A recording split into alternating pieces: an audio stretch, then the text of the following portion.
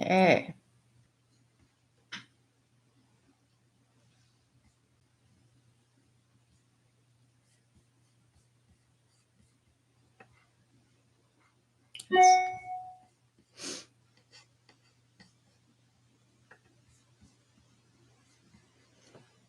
Okay, so it looks like I have two people viewing here.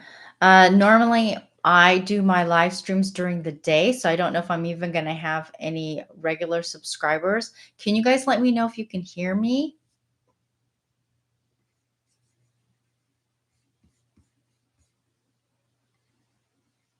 Mm. Okay, let me know in the chat if you guys can hear me.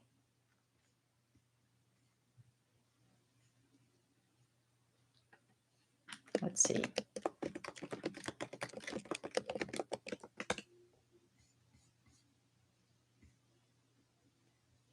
Can you guys hear me? Okay.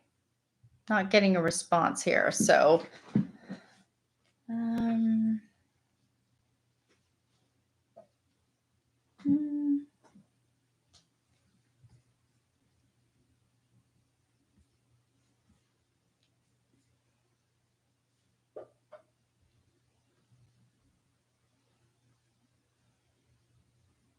Can you guys hear me? Okay.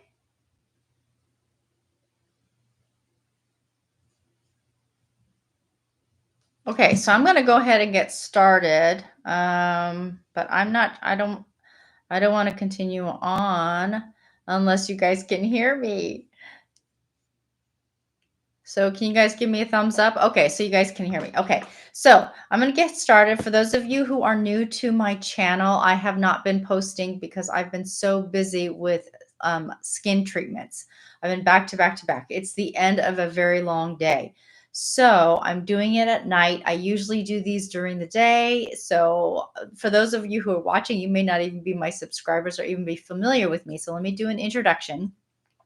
My name is Christy, and I have been professionally treating clients for over 16 years now. I've done over 22,000 different treatments, and I specialize in the areas of hyperpigmentation, melasma. I do some acne, but my specialty is actually treatment resistant hyperpigmentation. But since I have not been logging into YouTube, I'm going to answer some viewers' questions right on here.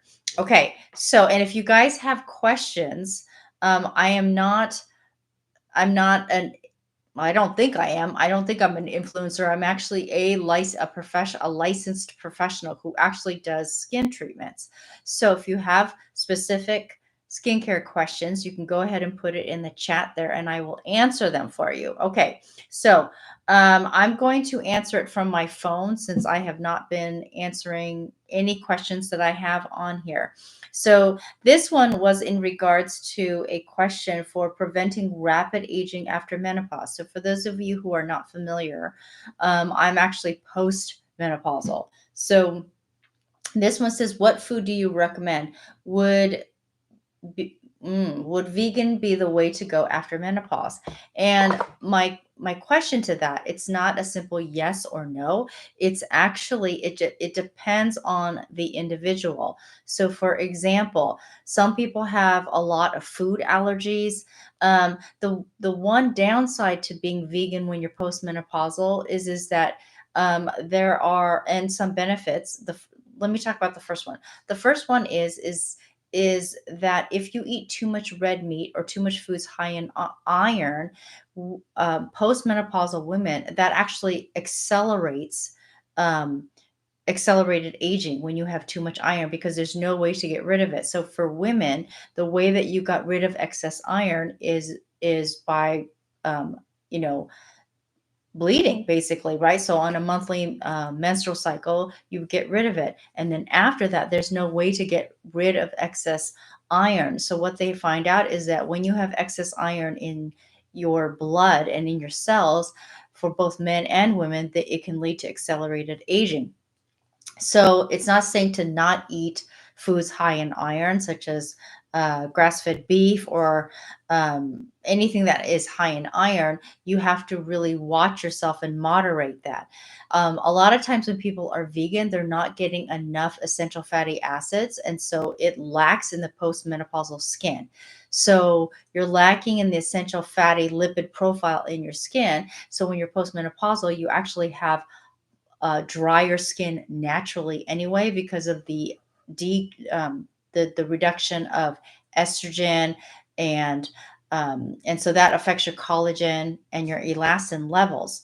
So you have to eat higher things that have essential fatty acids such as almonds, um, butter, fat, a really good food for people to eat. And so if you're vegan, you're not going to get the benefits of salmon. So salmon has that high fatty acids. And I know that you can take supplements for them. And one of the things with the supplements is you have to remember there is a chemical process that they have to do in order to extract the omega-3 fatty, the fish oils, and to make it into a supplement. And to some level, it can degrade. So you have to watch out for that. So that question basically is to be completely vegan, you can do it, but I think it is really difficult to maintain all the essential nutrients that you may need when you are postmenopausal. So let's see. Let me recommend another one here. So this one says, this one was for my hydroquinone, how to apply on face video. And this is, hi, when I use a spot treatment, it gave me bleach spots. How do I use this? Okay, so when you're using hydroquinone, there are two things that can happen to your skin when you're using it. First of all, it can increase inflammation. So if you're using it on an age spot, post-inflammatory hyperpigmentation, such as an acne scar, um, it can turn red because of the increase of inflammation. Other people, what happens is as they use it over time, one person put that it actually turned their spot white. Now, I'd have to see that spot because sometimes what can happen is in that specific area, the melanocyte can die. And now, when that happens, you have hypopigmentation. So that's the opposite of hyperpigmentation. So then what happens is hyperpigmentation you can treat, hypopigmentation you cannot treat. It's irreversible. Okay. So when you get hypopigmentation, that means that the pigmentation is no longer, or the pigment is no longer being produced. So that's irreversible. So you have to be careful with that. Um, let me see. There is a lot in here. Okay, so this one says, I am an African American woman. I'm currently using hydroquinone 6%, tretinoin 0.05%, and hydrocortisone 2.5%. Combination cream for hyperpigmentation. It's been almost a month of using it, and currently I have light spots on my face from where it's been applied. I just admit it's my fault for using it 2 times a day instead of just at night. Nor was I using any sunscreen. Will my face look like this forever? Is there anything I can do? Okay, so one of the things is that without seeing your skin, it's very difficult for me to assess what is happening to your skin. Now, one of the things with really dark skin is there is a Fitzpatrick skin range of 4, 5, and 6. Okay. Now, Fitzpatrick skin types 3, 4, 5, and 6 can tan easily, but 4, 5, and 6, those are the darker skin tones.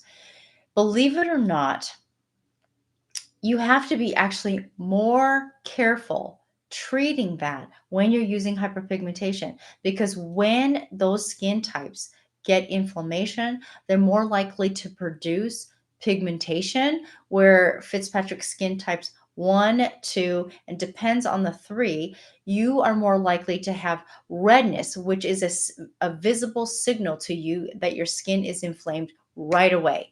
But 4, 5, and 6, because you may not show redness right away, you may not be aware of the inflammation. And then over time, that pigmentation happens, right? And then you can start to see it. Well, by the time you visibly can see the pigmentation, um, now it's kind of too late. Now you have to treat the pigmentation.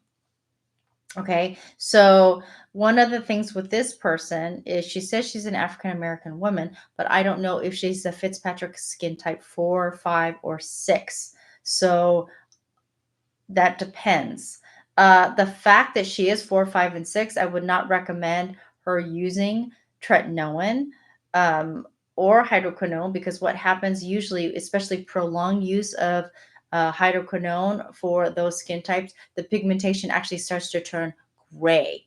So, and that is over a series that a prolonged period of time, and that pigmentation disease is called achronosis, and it's very difficult. And it's actually, that's why dermatologists recommend that you use it for a time of 4 months and then give it a break, because your liver has to detox over that. However, I am finding with my clients that their dermatologist is not telling them that or forgetting to tell them that.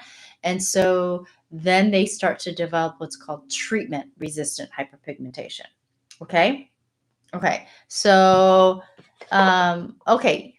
Hi, you guys. Okay. So let's see. Popping in to say, appreciate your honest content. There's a lot of misconception and indoctrination. That is so true. So if you go onto my website, you will see some of the before and afters that some of my clients have given me permission to use, and you will see the melasma, the pigmentation, and I think all of them have been a combination of them using tretinoin, hydrocortisone, hydroquinone, and doing laser. Oh, so here is one thing that I want to talk about.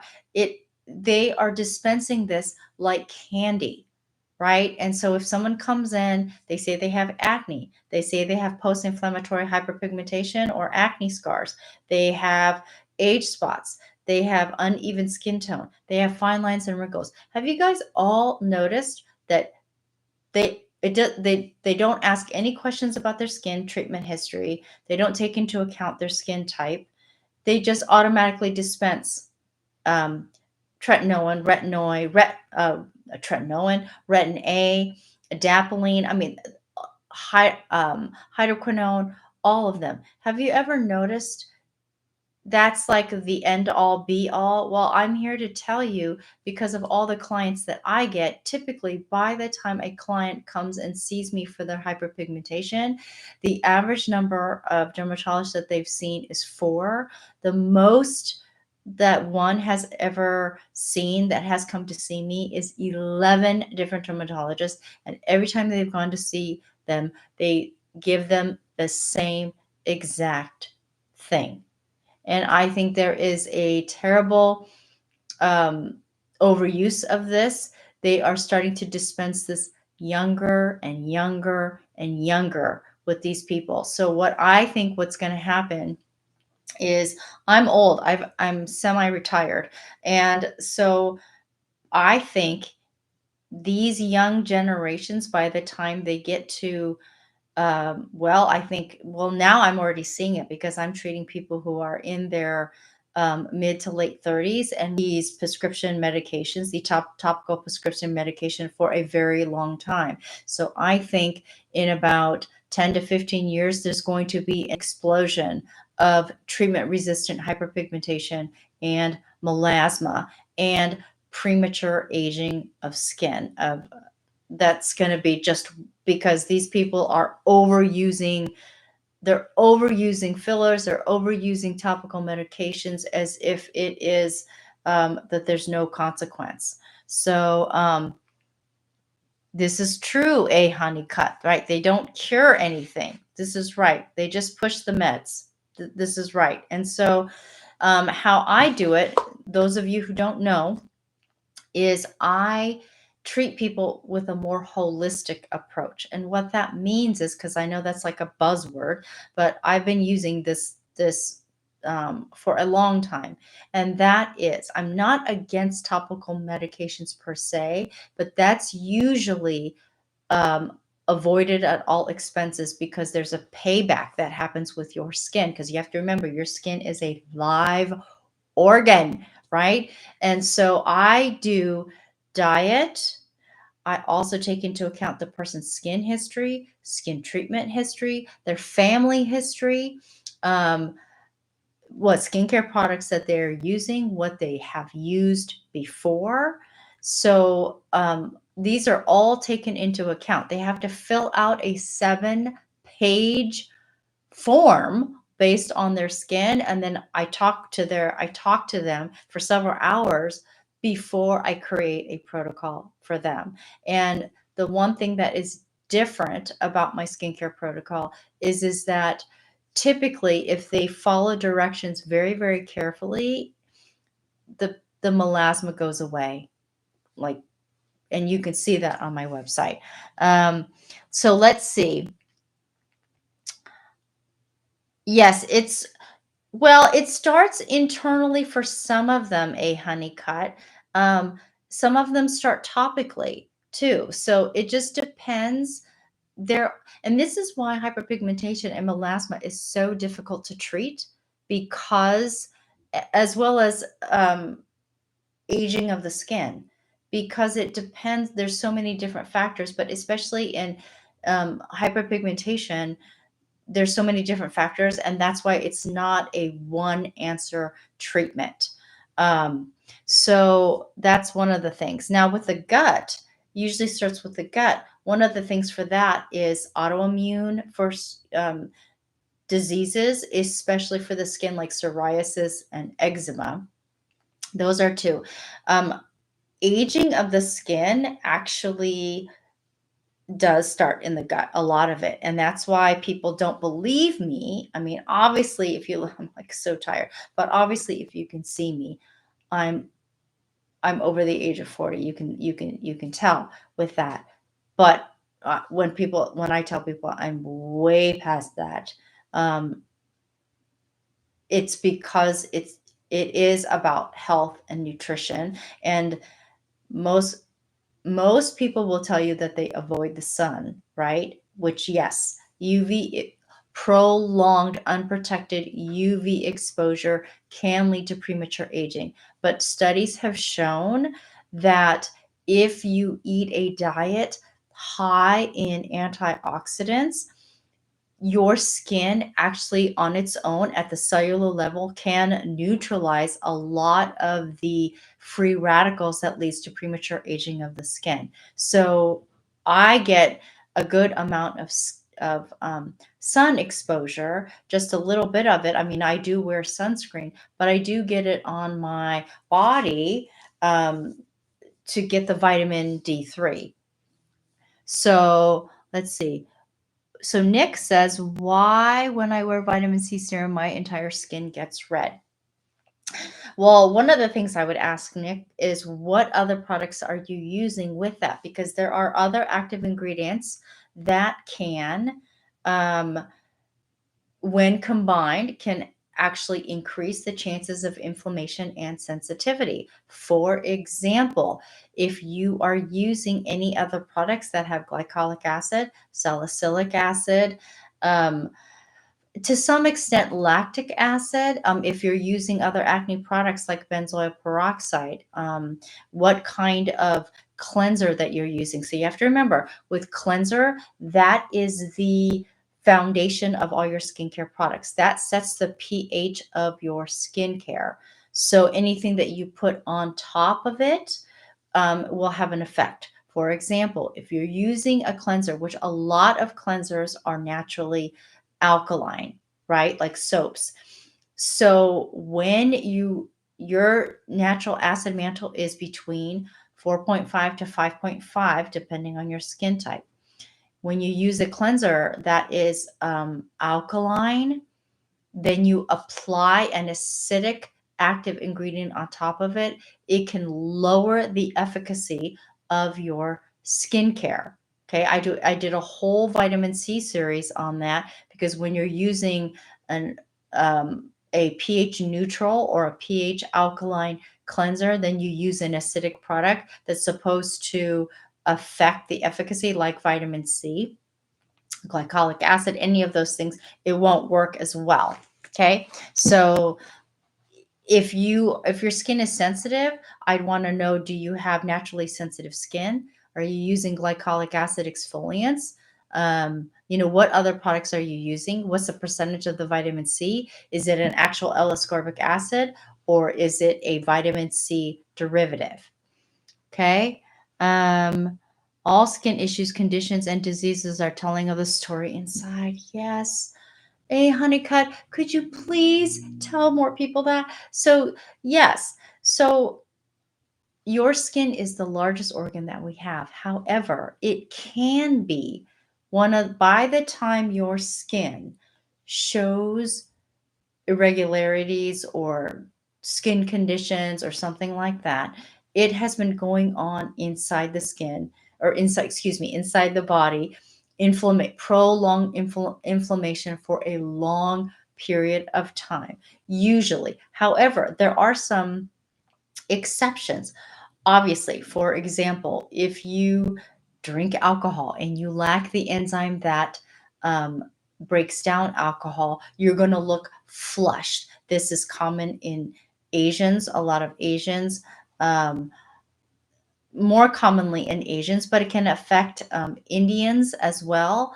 But if you lack that enzyme, your skin is going to become flushed. You can develop hives. You can develop allergies. That is the exception. But when you have a prolonged skin condition like psoriasis or eczema or liver spots, otherwise known as age spots, that is a sign that something is happening in your body, whether it's related to your gut, your kidneys, or your liver, or all three. Okay. Okay. Let me see here. I'm not referring to hyper. Sorry, I was like, I didn't realize that was the topic. No, not necessarily. I talk about that because that's my specialty, but I also talk about premature aging as well as aging of the skin. What do you recommend topically for psoriasis? Salicylic is a go-to, but can be very drying with daily use as well. So salicylic acid is basically a oil soluble active ingredient, and they use that because it can increase the skin cell turnover rate of the skin. So when you have psoriasis, where there is a thickening of the skin, like, there's all types of different psoriasis. Um, I would probably use, when it's an exfoliant, and again, I'd have to see the actual condition of the psoriasis, but generally speaking, I like to use, for example, I would do a combination of enzymes, because enzymes are more natural, first of all, more gentle, more slow working. But if the person can tolerate a combination of enzymes and a type of acid, because the enzymes will break down the protein. They're keratolytic. That means protein eating. So it'll start to break down the thickened skin cells, but also use the acids to break apart the already developed, because it's like kind of flaky and peeling, to help get that off. Lactic acid is both gentle and hydrating. It doesn't penetrate the skin as quickly as glycolic acid, and it's not as sensitizing as a lot of the other acids. So you put that on a little bit, let it work, and then kind of break that down. And that's treated. And then if it's like really, really dry, a really good food to eat when you have psoriasis, believe it or not, is salmon with the omega-3. That fatty lipid profile will help with the skin a lot, as well as people who have postmenopausal skin. But because psoriasis is usually directly related more to the gut, generally speaking, um, you'd want to get the gut healthy for sure. And then that will over time help with that. So it's an autoimmune disease, right? So that's why when you see all those pharmaceutical ads for psoriasis, especially that one, I think it's called Skyrizi, they advertise the heck out of that one, right? And one of the side effects of that, they said, is you can get certain types of cancer, and because it suppresses your immune system, right? Because psoriasis is an autoimmune skin condition, typically. Okay. Um, Scales in the scalp that take hair with it and cause red. Yes. So that's another one too, right? Is in the scalp. So when somebody comes in with psoriasis and has it on their scalp, or like a type of seborrheic psoriasis or seborrheic dermatitis, one of the things too that we want to look at is shampoos, conditioners, hair products, hair color. Those are common triggers for those kind of um, scalp, skin conditions. Okay. So um, that's one of the things I like to take a look at as well. Since I'm not getting any questions in here, like I said, I'm doing it at a time where most of my viewers are not even on YouTube, according to the analytics. And I haven't been posting for probably 3 months because I've been so busy with clients. So I'm just going to go to, um, my questions on here. So somebody asked me, yeah, when is your next live video? So, and I didn't put anything up for my viewers to say, hey, I'm doing a live. I'm going to do a lot more live because I think I can address questions a lot faster.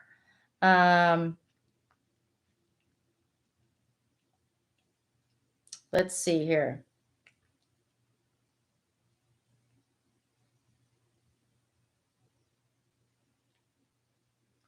Okay, so this person writes, how do you remove melasma? Okay, so melasma, again, really quickly, melasma is a skin condition that is formed over time, and it's very, very difficult to treat because there are so many different factors that can trigger melasma. So anytime somebody says to you, just use this product and your melasma will go away, they don't understand melasma, number one. Number two is they're probably not as specialized in treating melasma. Because yes, you can fade certain types of hyperpigmentation with certain a topical medication, but they will come back, and usually it comes back with a vengeance. You recommend to avoid scalp irritation. I stopped all bleach, but I have to cover the grays. Okay. So the active ingredients in all hair colors, all permanent hair colors, especially gray, is they need to open up the cuticle, right? So that the hair color can deposit into it. All of them. The semi-permanent ones and the ones that temporarily don't have that because it doesn't really open up, it just coats the cuticle. It doesn't penetrate in there. And specifically for grays, they have to use this, and it's really, really strong. So in order to open up the cuticle, so you have to remember our hair is also protein as well. And so it's going to dissolve some of the protein in our skin, because our skin is basically made up of keratin as well. And so that is going to really trigger psoriasis for some people, or eczema. So I hate to tell you that, because it doesn't matter what brand it is, they're all going to have it. Another trigger, if you look in your hair color, is resorcinol. That's another common one. It is toxic to the liver, so you may want to avoid them. Not all hair colors have that, but it is very common of resorcinol. So sorry to tell you that. Okay, so sorry, I don't know why my comments here are kind of like delayed, but I like to listen to this again. Will this be on YouTube? Hi, Denise. I don't know if if you are a subscriber or a viewer. Have I seen you before? I think so. Um, I think it'll be up. I'm not really sure how that kind of works. I just do the YouTube and then just kind of put it up there. And I know I do a lot of information on this, so I think it will be, but I'm not sure. I think it is. If not, you can go to Go See Christy, the channel, and I think you can click on the tabs where there's lives on there. I think that's right. You guys, okay. I'm of the generation, I didn't grow up with social media, so I'm not really familiar with how to do this. You're a viewer, you're subscribed to my channel. Oh, that's wonderful, Denise. So um, I'm not really, but I think that's one way that you can do it. Okay. So let's see. I have ocular rosacea and MGD. It was triggered by warm compress treatment. Now my quality of life is very poor. Okay. Oh, that's not okay. Oh, she says she needs to look into gut microbiome. Okay, so this is not really a question. Um, let's.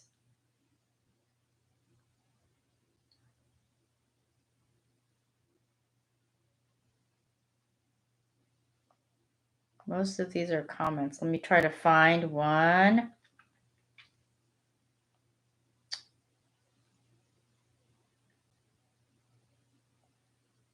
Oh, okay. So for microcurrent, if you're going to do a home microcurrent, you cannot have metal braces. So that's one. Okay. So that's somebody that said that. Somebody said, please do more lives. Okay. Okay. So I'm getting a lot of please to do more lives. I was looking on here for questions. Can I take this supplement if I glutathione for breakfast? She didn't say what supplement though. Oops. Okay. Let's see. Okay, you guys know about astaxanthin, the antioxidant astaxanthin? I'm not sure if you do or not. So everybody talks about vitamin C as a supplement. Yes, vitamin C is important. No question about that. But the one antioxidant that a lot of people are missing just because they don't eat foods high in astaxanthin, as far as generally speaking, a Western diet, astaxanthin actually, unlike vitamin C, does not break down in light, heat, light, or air. Clinical studies have shown over and over that astaxanthin actually increases its efficacy in blue light, white, red light, and UV light. Okay, so that's very different from vitamin C because vitamin C is highly oxidative. It breaks down very quickly when exposed to heat, light, and air. So and the reason why is because astaxanthin is very prominent in microalgae in the ocean. So you have to remember they float to the top, they're sitting at the top of the on the top of the water, right? And it has that red pigment. So they have to be resistant to UV rays because they're on top of the water. So it actually increases when exposed to light. So astaxanthin is in natural wild salmon, not farmed salmon. So there's no such thing as wild Atlantic salmon. So if you see Atlantic salmon, that's farmed, okay? You have to get Pacific salmon, wild raised, because they're the ones that get naturally the astaxanthin. That's why the flesh is bright orange. Farmed salmon, if it is the naturally farmed salmon, the flesh is like a gray white color. If it has a pink color, it's because that's food dye. Okay, so you want to get the wild salmon. It's also in wild shrimp. It gives the color, the pink flamingos, its pink color, the feathers, from eating the shrimp. Okay, so astaxanthin is mainly in foods that have red pigment from the ocean. Okay, oh, I got some more here. Man, a form of chemo and steroids for 2 years for my psoriasis. Oh no. I'm on other things too, but those things scare me, and I want every time it flares up and is painful.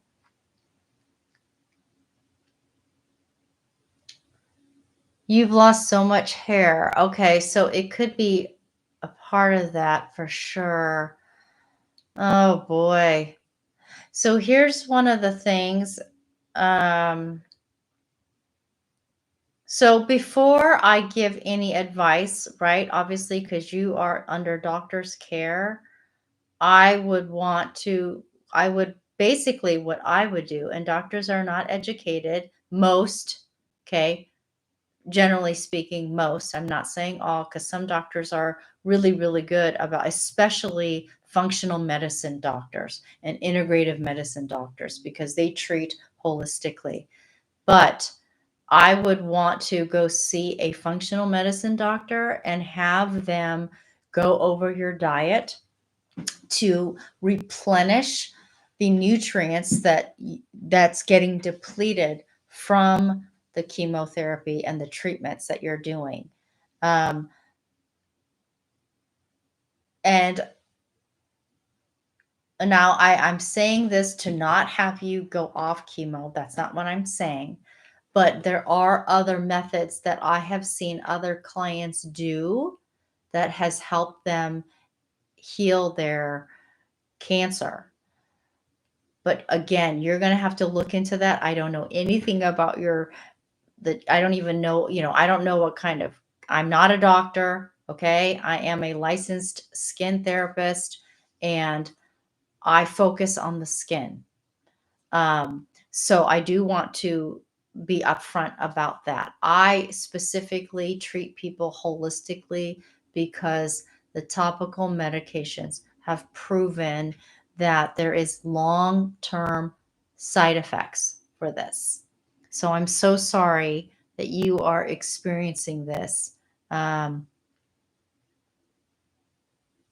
So one of the things too, again, you'd have to talk, but one of the things that I advise that I do myself and I advise my clients is one of the minerals that the Western diet lacks is iodine.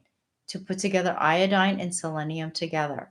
Yes, you can take iodine supplements. However, guess what? Your body recognizes at the molecular level what iodine comes from whole foods. So if you eat seaweed, and so like Asians, right? If you look at one of my videos, I was losing my hair and it was getting thinner and I lost so much hair and I took some supplements for that, but also I increased my seaweed consumption. And if you go back and you look at my hair until now, it's taken quite a long time. It's a lot fuller just by going back to my roots and my ancestral. I don't know if you guys have ever heard of diet or ancestral eating. Um, I've gone back to eating the way that my ancestors have eaten, which is I'm Japanese. So I eat a lot of the Japanese whole foods, and um, menopause was a breeze for me. So no night sweats. I sleep soundly, and I don't take anything to help me sleep. I sleep soundly. I don't have any mood swings. I do battle with fatigue because um, I got Hashimoto's, and once I got that, I really changed my diet even more. So that's one of the things that I do. Um, oh gosh, this is so sad. I really encourage you to go. So there's a doctor here locally who is known. Uh, he's a functional medicine doctor, and he's actually well known for treating people who just discovered that they got cancer and try and treating them. Um, and I don't know where you are, but you can do research where you are. You can look at, let me put this in. This is the place, Car Felt Center, I think. Hopefully this is in, I think, oops. Look them up. I'm actually being treated by one of the doctors there, but look them up. Read a little bit more about them. And that's supposed to say Meridian. I don't know if it says Meridian on there. Look them up and maybe they can refer you to somebody in your where you live to work in conjunction with your doctor. Um, so I personally know of somebody who had breast cancer, um, and the first round they did chemo. It came back. The second time they went to this doctor and was completely healed without using chemo. Now, that was her. I'm not saying you, I don't know anything about you, but it can be done. Okay. And he specializes in that. So you may look it up, look at the information on there, and then see if they can even refer you to somebody for a consultation where you're living. Okay. Okay. So right now I just have people viewing, but there are no questions. So as long as that happens, I'm going to refer to all my questions on my phone. Let's see. Okay, milia. Do you guys know what milia is? Somebody asked a question about milia here. This says, if I already have milia around my eyes, like the crease area and under the eye area, what products will help with milia? Okay, so milia is basically hardened. It can be a combination of hardened keratin, excuse me, as well as oil. And they typically appear around the eye area. For some people who are milia prone, they can actually get it anywhere on their face. And it's basically a clogged pore that's trapped with hardened or dead skin cells, right? And or oil. Now, people who typically have that or are more prone to that, they generally have a slower desquamation rate. Desquamation is the rate at which your skin cells turn over. So typically people avoid the eye area when they're exfoliating, right? But you can get them anywhere on your face, especially people who are milia prone. If you are milia prone and or you have oily skin and you tend to build up dead skin cells, first of all, if you're using an eye product, I would avoid any eye cream. I would actually stick to eye gels, water-based eye gels. That's one. You can actually gently exfoliate around your eyes with fruit enzyme-based exfoliating powders on there. So that's another one that you can do. Um, I guess that's it for that. Avoid using any oils. Oh, for eye makeup remover, you want to avoid oil-based products, including synthetic oil. So you have to be careful. A lot of those oil-free makeup removers, if the product separates and it still says oil-free, the FDA does not really regulate the labels. So if it is a synthetic form of oil, they can still put oil free. So if the product separates and it kind of, you can kind of tell it's kind of oily, those are the ones you want to avoid. I would probably go more towards gel-based eye makeup removers and liquid-based eye makeup removers. Okay. Wait, Snooky or Suki, aren't you the one that comments all the time on I can't remember. If that's you, hi, thank you for joining again. What do I think about oil cleanser? What name of fruit enzyme? Okay, so oil cleansers, I just want to be clear we're talking on the same thing. Are we talking about eye makeup removers or are we talking about oil cleansers? Because those two can be different things. So that's one. Name of the fruit enzyme. Fruit enzyme for, is it the exfoliating powder? Oh, it could be bromelain, which is derived from pineapple typically, or papain, papaya enzyme. Those two are very effective. Now, if the milia is really hard, like it's been there for a long time, it's harder, you're probably going to have to use some kind of acid to really break down that keratin.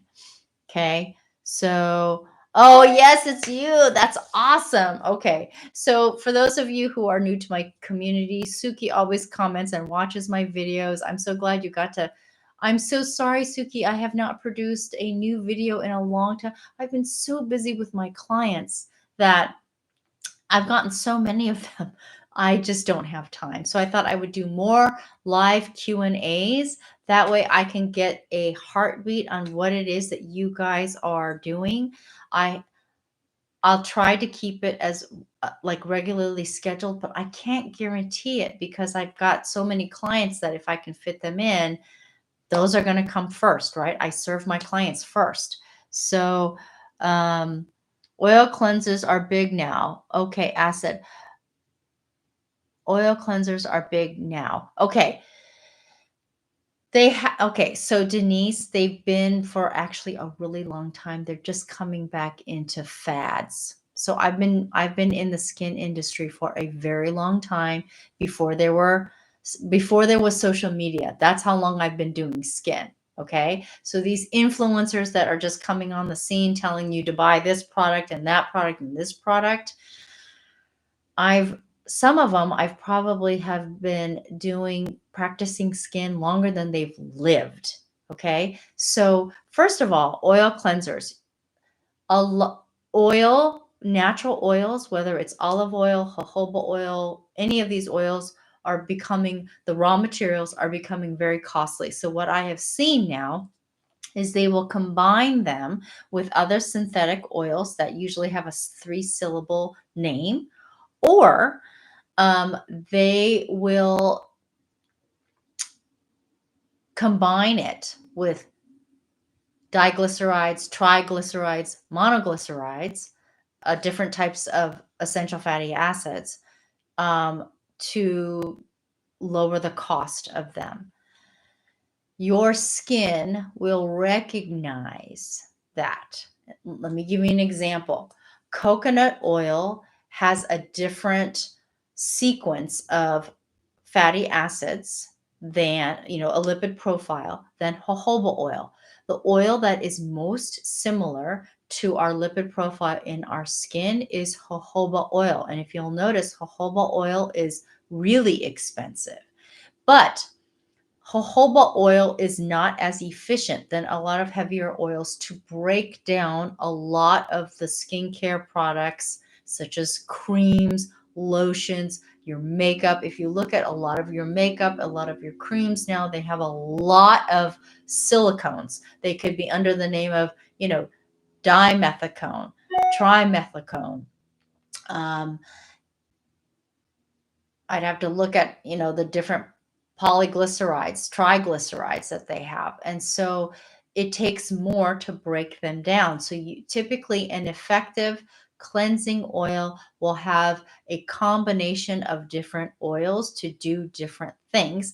And depending on your skin type, for example, if you have oilier skin and you wear a lot of makeup, some cleansing oils will be better for you versus somebody who has oily skin and breakout prone skin versus postmenopausal skin. So there's a lot of different combinations. For me, I actually have on my website a top of foaming cleansing oil that has, if you will notice, it has no silicones, no synthetic oils, and it has a combination of organic oils that have actually, because I do have a fair number of people who have psoriasis and eczema and ultra sensitive skin, that it's been triple filtered to get out the microscopic fragments of plants and things that could be in these oils so that their skin doesn't react as much. So some people have allergies to pollen and things like that, and it doesn't have any fragrance to trigger any allergies for those. So, and it's a foaming cleansing oil because of the process of saponification. So hold on real quick. Let me see if I can look this up in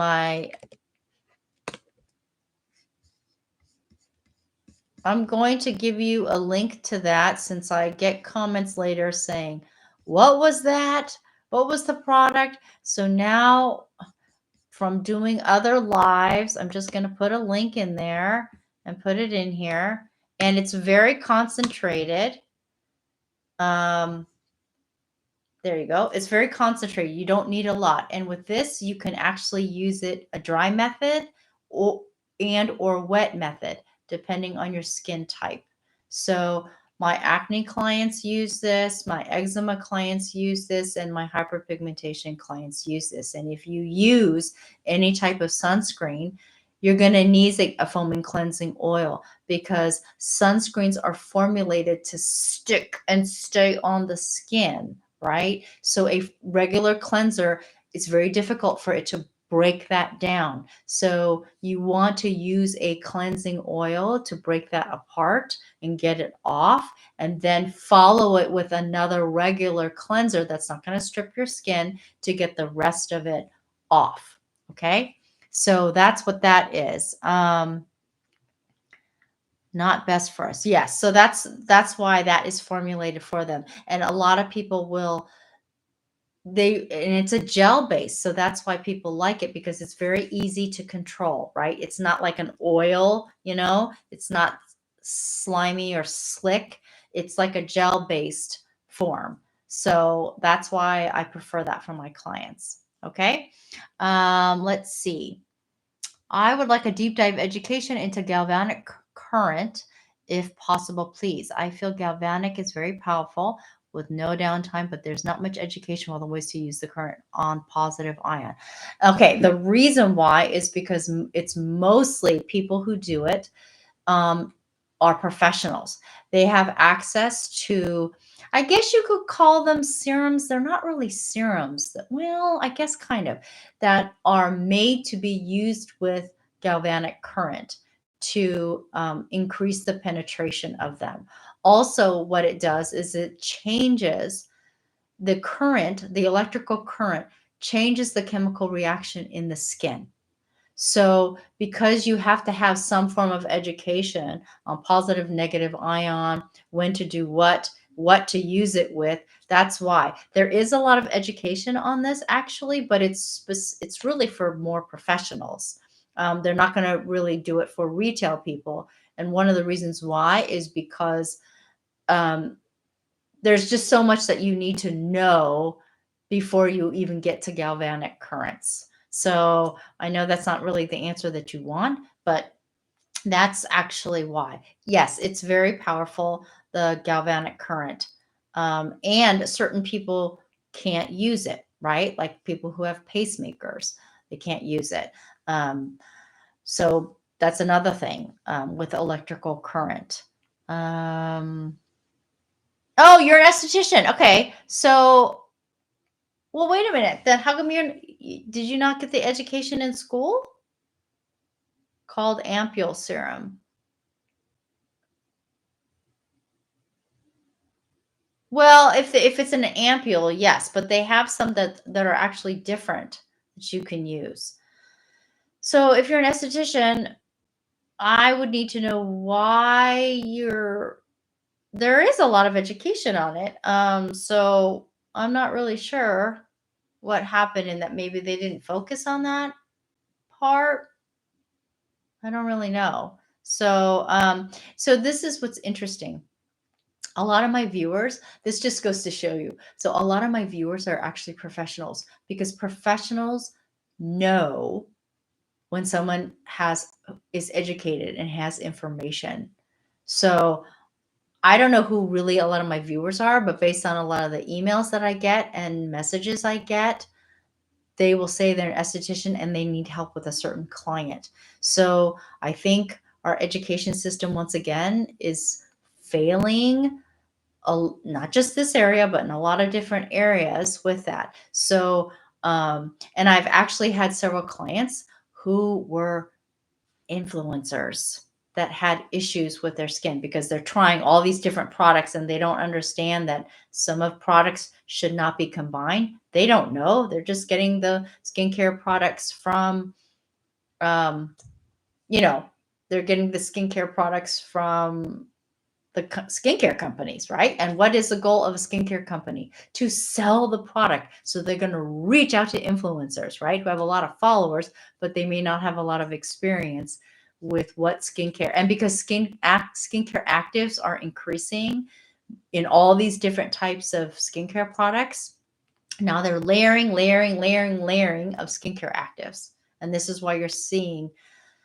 such an explosion of, well, I'm seeing an explosion of these different skincare and conditions that can be triggered by all these skincare products.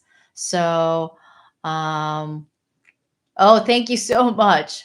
Um, yes, true skin influencers. And I get a lot of people who ask me, how come you don't promote a lot of skincare products? Okay, so what you guys don't know, what you don't see is that I get a lot of skincare companies that ask me, like SkinCeuticals and what's that? Big Curology, all those.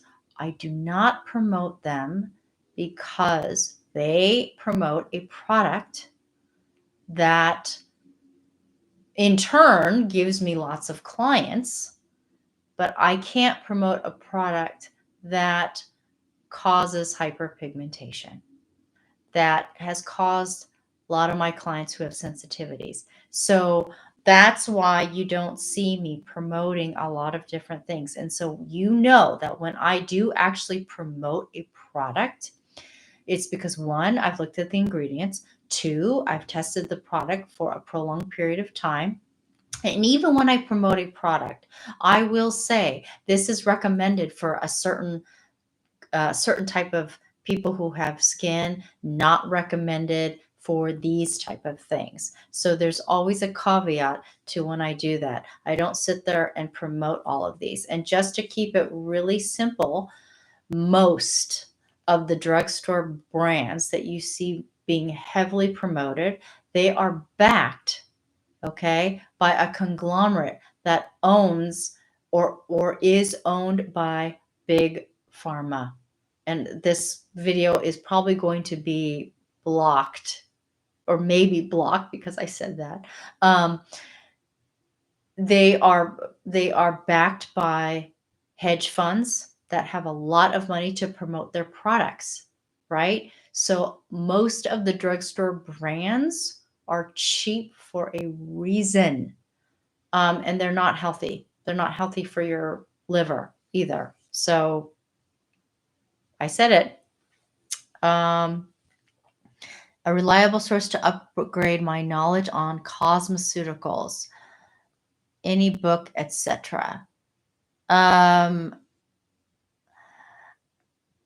Well, Denise, here's the thing.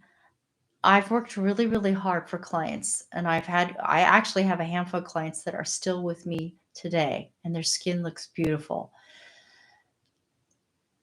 I've worked really hard to gain the trust. So it is not worth,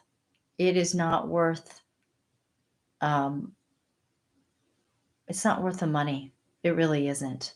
I mean, obviously, most people are promoting this, promoting that, promoting this, and, I understand influencers need to make money. I totally get it. So, um, I'm semi-retired, I've been doing this for a really, really, really long time. And now, and by the time I actually like retired my actual physical location where I was physically having people come in, I do everything online now. Um, that's when influencers started coming about. And so that's when it really started exploding. Um, and that's my concern is that there's a lot of people who are promoting products that they have this is their side hustle, or this is just their, livelihood. And I get it.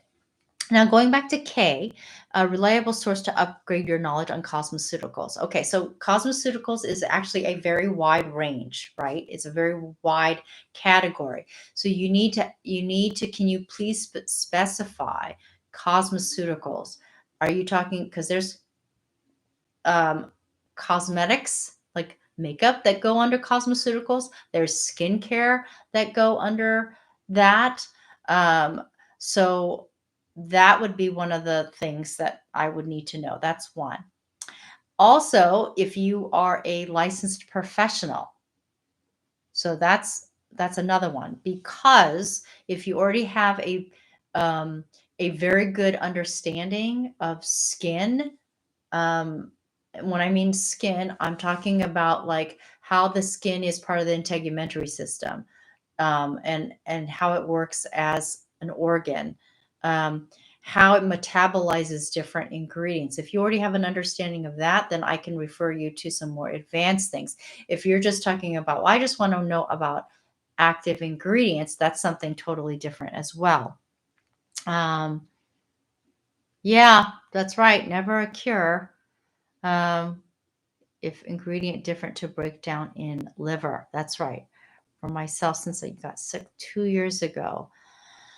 Yeah, that's another thing too. When I actually went to go see my functional medicine doctor, I actually told them that I'm very familiar with nutrition because of what I do. So when he asked me if I was interested in um, hormone replacement therapy, I immediately said, can I try to do it with diet and lifestyle changes first? Because that too can actually have a ping back. There are definite benefits to hormone replacement therapy, but in Japan, for a very, very long time, they never did hormone replacement therapy, right? They did it with food. So I watched my mom go through, when she went through menopause, I said, Mom, I never saw you have mood swings and night problems and any of that. Why is that? And she's like, um, no, I never had any of that. Well, when I watched what she ate, I changed how I ate when I went through it, and it changed like almost immediately. I think it was 3 days after eating that way did I start to actually experience a change. Um, so I my family is prone to osteoporosis, and then I have different factors that I cannot control, such as the bone structure. I'm very, very small boned. My grandmother, both my grandmothers had it. My mom did not have it because she started doing weight bearing exercises, and then she also lived here for a very, very long. She wasn't born here, but she lived here for a very, very long time. So her diet was a little bit different. So that I do the same thing. I do a lot of heavy weight bearing exercises. I eat differently. Um, so that's one of the things that, so what I've learned is by changing my diet and eating more Japanese foods, my hair has started to come back in. The texture of my skin has definitely changed. If I don't eat like that for a while, I will slowly start to see differences in my skin. That is for sure. And for those of you who are wondering if I've ever used, because I always get asked if I've used Retin A or tretinoin or any retinoids or anything. No, I used it one time. I got hives all over my body, especially in the area that I test patched it, which was behind my ear.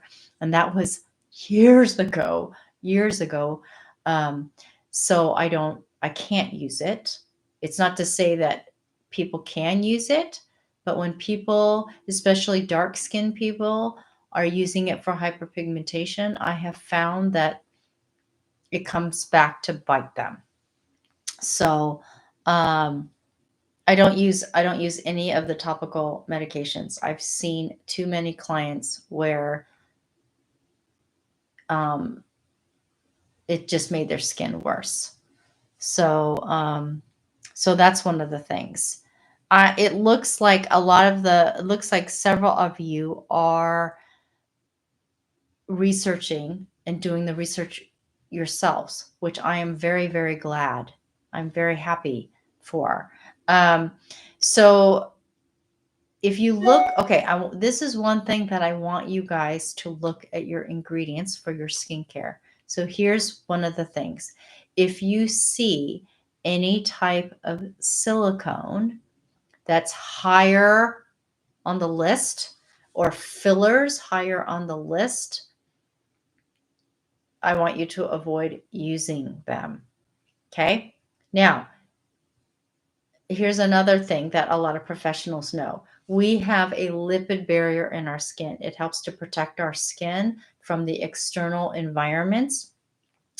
And that lipid barrier also, it helps protect from external environments, including topical products. So when you are trying to introduce an active ingredient into your skin, one of the ways that you have to do it, one is you have to lower the pH of the skin, lower than what the acid mantle pH is, which ranges from 4.5 to 5.5. You have to go lower. Now, one of the downsides that when you do that is your skin can get dry because you're literally having to strip that lipid barrier. So you have to lower your pH. That's one. And two is you have to take off that lipid barrier in order to get the products into the skin. Um, and that is why I did a whole series on the vitamin C series, which a lot of people don't talk about. But if you look up the studies on this, what they have found with vitamin C is vitamin C, the most effective for the skin is L-ascorbic acid. There are other vitamin C derivatives that are lipid based, they're oil soluble, which are much more gentle to the skin. They don't penetrate as deeply into the skin. It takes longer for people to see results on their skin because it's lipid barrier. And it doesn't degrade as quickly as L-ascorbic acid does. However, um, in order for the L-ascorbic acid to work, you do have to strip that skin. So that a lot of times you'll see L-ascorbic acid or vitamin C paired with salicylic acid, right? Because salicylic acid will dissolve that oil. Now, when you have sensitive skin, typically sensitive skin, clinically defined sensitive skin, typically they don't have oily skin. So that's why their skin is more sensitive. And they're more reactive. So you have to be really careful. The most effective percentages of vitamin C, when they have results for that, it's typically um, in a clinical setting, it's because they're using professional level vitamin C. So when people say, I used vitamin C, I really didn't see a big difference. A lot of the times it could be that their cleanser pH was not acidic enough. They didn't dissolve their lipid barrier, or the vitamin C was already broken down. It already oxidized to the point that they couldn't. And that's why vitamin C, for my clients, they have access to the professional vitamin C that they're using. So on one of the ones, if you watched the before and after for one of my clients and you see that their skin looked like totally different, a lot of their fine lines and wrinkles had like kind of smoothed over. That's why. Okay, so that's the truth about the vitamin C.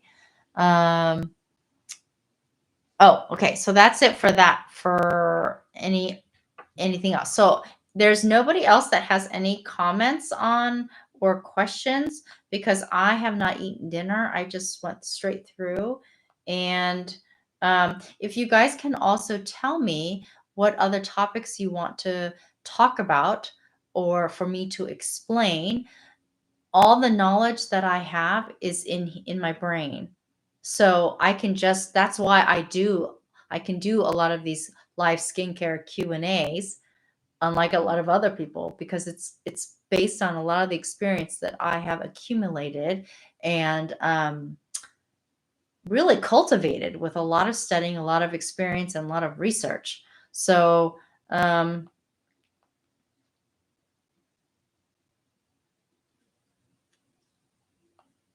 okay, let me see.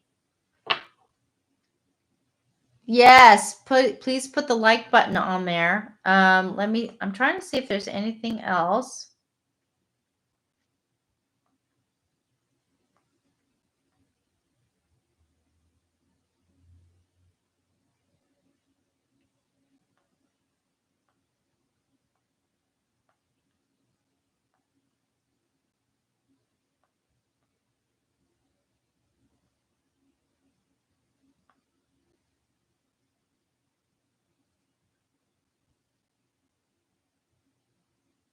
Oh, okay. I'm going to talk about this one.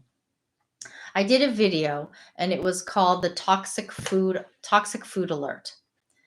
If you guys haven't watched that video on that, well, now be careful because now they don't have to put the label. And so I bought these lemons in a bag and I had it on the counter and I was going to make something and I got too busy and I couldn't make them. Well, they sat on my counter for 10 days, not the fridge, in the on the counter for 10 days. It looked beautiful, shiny, and I thought, what's the deal with these lemons? So I turned the bag around and on the label, it had different solvents. It actually did say that it had these different solvents. So even though it doesn't have the APIL logo, it had these resins and solvents on there that basically, if you watch the video, these solvents can come from, one of them is hexane.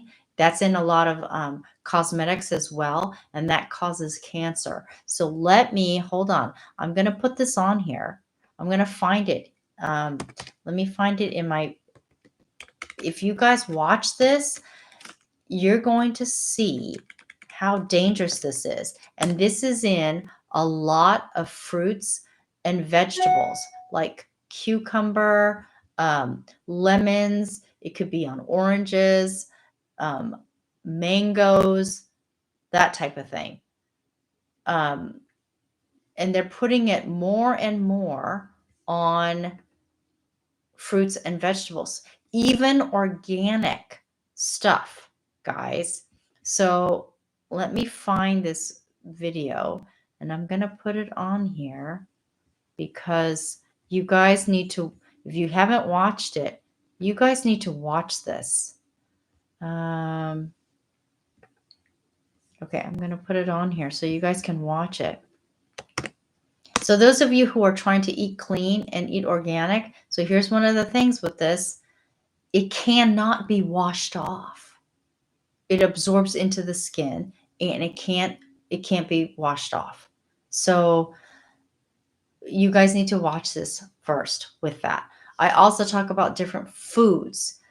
If you think you are buying a food that's healthy, look at the ingredients every time. I know it's a hassle.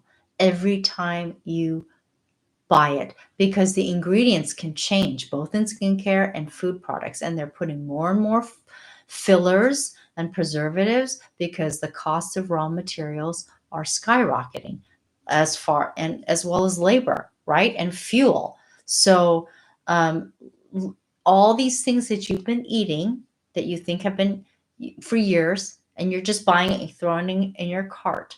Look at the ingredients, especially if it is a packaged food, right? And even your vegetables now, to see what it's being treated, because they're treating it to prolong the life of the food.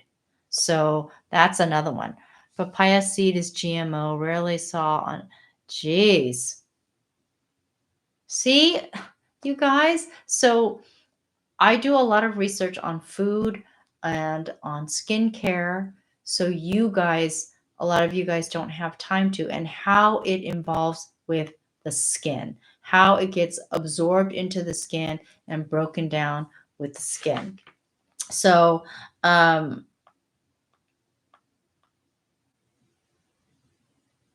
okay. Here's a real quick one. I did a video on acne and nuts. Basically, if you have oily skin, like really oily skin, I know nuts are healthy for you, but you need to decrease your nut consumption, especially walnuts.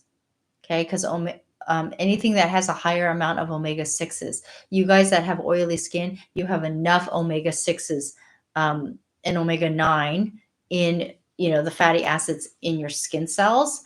Now, the people who are my age, right? You guys have dry skin because of postmenopause. So you do need to increase your nut consumption and fatty fish consumption, because each of our cells are lined with a lipid, right? The lining of it to protect the cell. So when we don't eat as much fat, essential fatty acids, it can actually dry out the skin even more. Okay.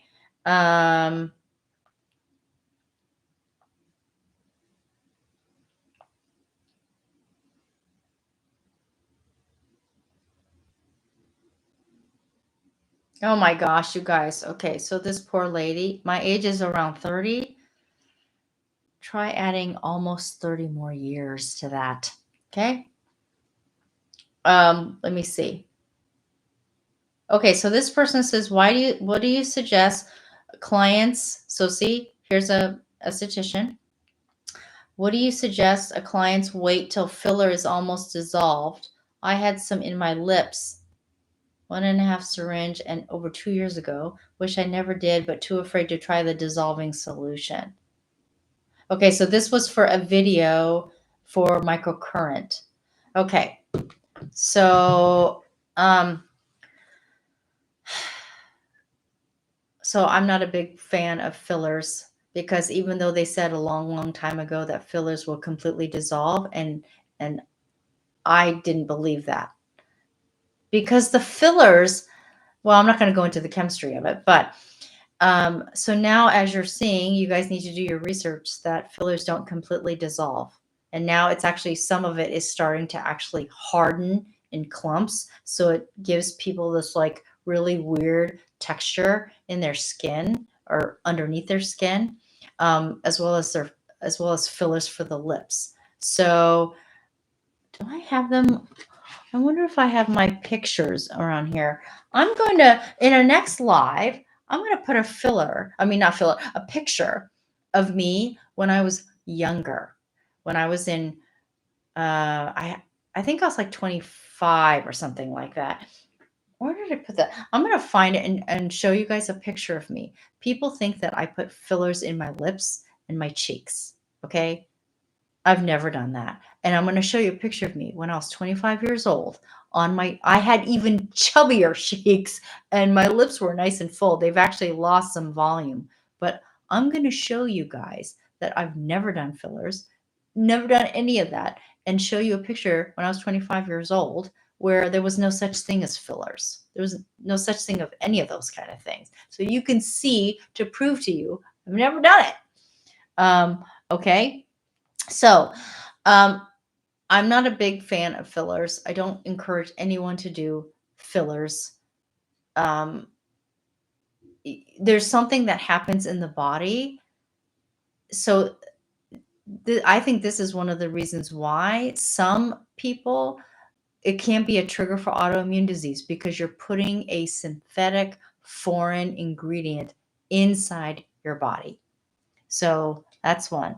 Suggest skin. Okay, so this person says, suggest skincare routine for acne prone oily skin. Currently, I'm using vitamin C serum at day and salicylic acid at night.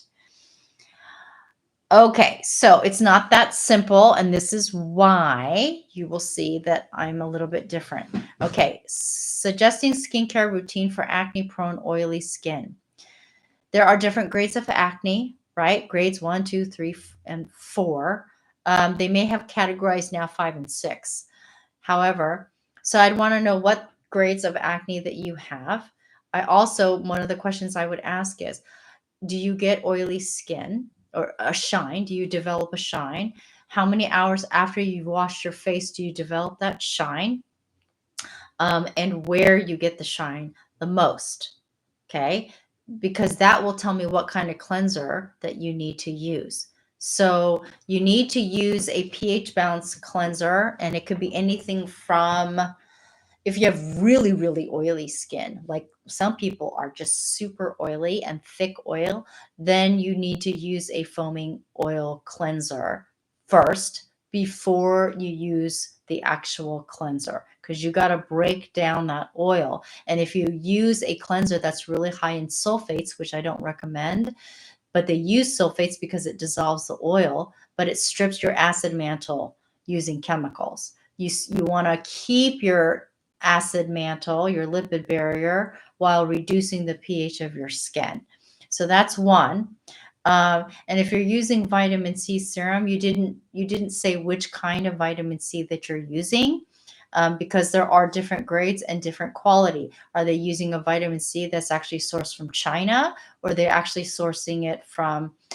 There's a company in Japan that uses very high quality vitamin C derivative, which may be better. So I would probably recommend that. And I would need to know, I would look at your skin to see if it's red and inflamed and sensitized, because for some people who have oily prone, acne prone skin, believe it or not, a vitamin C derivative may work better in combination with glycolic acid to strip that lipid barrier, or to use a salicylic acid to strip that lipid barrier. So that's another one that I would need to know and recommend.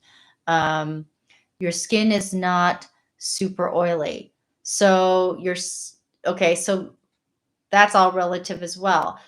Um, does it get oily after you wash your face? And how oily does it get? How long after do you get oily? Right? So that's another one. I was to share your face picture. Okay, so I don't, how do you say your name? Garvit? I'm not really sure. I hope I said it right. Okay. So in order for me to like treat your skin and to really recommend it, I would have to, because I'm a licensed professional, I would have to get more information. Okay. Um, second one. Second one? Garvit. Is that what it was? Garvit or Garvit? Sorry. Name pronunciation. Yeah. So was it Garvit or Garvit? Okay. So these are the type of questions. And also when somebody has acne prone skin, of course, you guys know I would have to look at the diet, right? Because there's some things that increase the oil production, the sebum production in the skin, and there's other things that balance it out, believe it or not. So I would want to know that. What type of Japanese food? What type of Japanese food are in your diet? Okay, so seaweed is a big one. Your IG. Oh, same thing. Go see Christy. But you have to know, you guys. You have to know, you guys. I'm not a social media person. I'm really not on social media a lot. I have other people who do that for me. So because I have to, I actually work and I actually live my life. And when I'm not working, I'm playing. I'm not scrolling. Okay. So that's probably why I don't have any anxiety. I read an article that said that if you're on social media or something, your anxiety levels are up or something like that. And I'm like, oh, that explains why I don't have any of that. So, so you can, here is my website, and you can get more, you can get more information on me.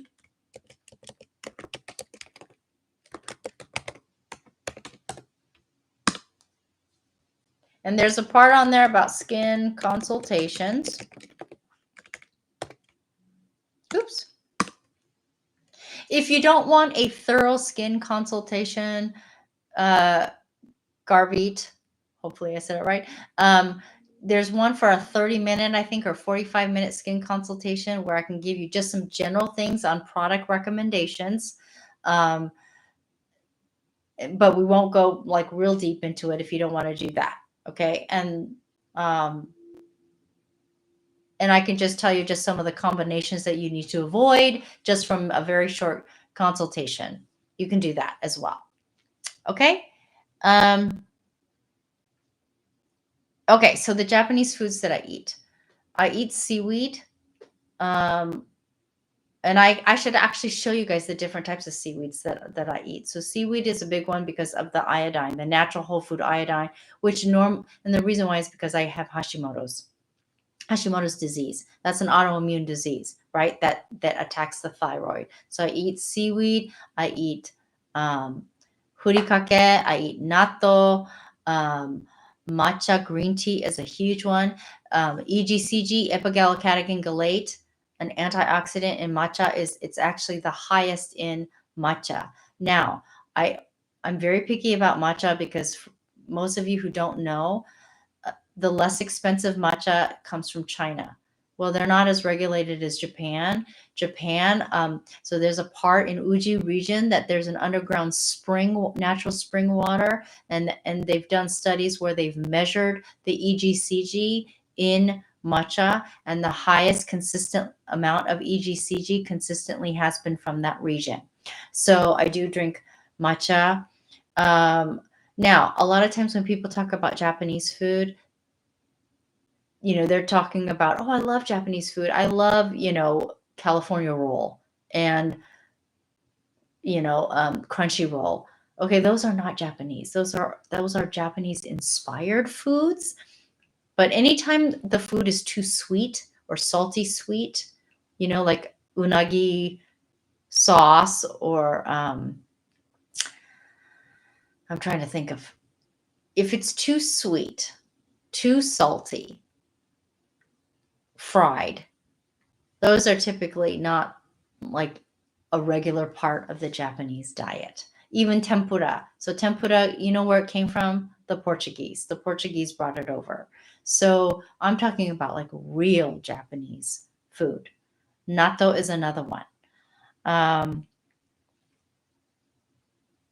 I don't do free consultations because they take a lot of my time, and I have a lot of paying clients who have the bulk of my time. Okay. Can't be. Um, Friends. What does that mean on online friends? Is there such a thing, you guys? I'm not really sure about that. Um, what name and where can you get? Denise, can you tell me what that meant? I don't know what's the name and where can you get? I have no idea. Match. Great match info. Love matcha and seaweed. Yes. So yeah, so if you watch if you want to increase, clinical studies have shown if you want to increase the EGCG absorption, take it with vitamin C, like a lemon, squeeze of lemon in it. Now, sometimes if you put too much, it'll actually increase the bitterness of the matcha. So you have to be careful with that. But vitamin C actually increases the efficacy of EGCG. As well as those two also increase the efficacy of glutathione, which is the only antioxidant your body makes naturally. So if you have liver issues, if you have an autoimmune disease, these are all wonderful to take to help support it. Oh, I envy you that you get to go to Japan. So I want to go there too. I haven't been there in a while. So most of my family is still there. So I hope that helped with some of the stuff that I'm talking about with antioxidants and the combinations. If you guys go through my videos, there's videos that I talk about where if you do food combining of increasing antioxidants such as vitamin C, glutathione, astaxanthin, anthocyanins, those help with your overall body condition. And I talk about some of them that help with postmenopausal autoimmune diseases, just because I'm affected with that, as well as especially a lot of things that have to do with the liver, because of a lot of my clients who have done a lot of topical big pharma medications that have led to other issues, skin conditions. So I'm actually, oh, thank you. I'm actually in United States. I'm not in Japan. So, and I used to be in Southern California, but I moved from Southern California I'm in Idaho now. So that's where I am. So if there is nothing else, it's an hour and a half and I would like to have dinner. But if you guys can tell me what you guys are interested in, I will do more lives focusing on those things, and then I'll just put them up.